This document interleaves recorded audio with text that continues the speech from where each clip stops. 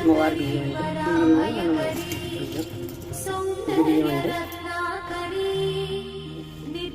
అమ్మవారి ప్రసాదం అన్నం తినచ్చు, అందరికీ పెట్టచ్చు. అమ్మవారికి ఇవ్వాలన్నా లేదు లేదు మా అమ్మ వెళ్ళినట్టు చెప్పారండి, అలా ఇస్తే మంచిదని. అందుకని మేము పట్టుకెళ్ళాం. ఎవరు పట్టుకెళ్ళినా పట్టుకెళ్ళకపోయినా దర్శనానికి వెళ్ళినప్పుడు అక్కడ స్వామివారు అందరికీ కొన్ని బియ్యం ఇస్తారు. అమ్మవారికి మనం ఇవ్వగలమండి, ఏదో అందరూ చెప్పారని మేము అలా చేస్తాం అంతే.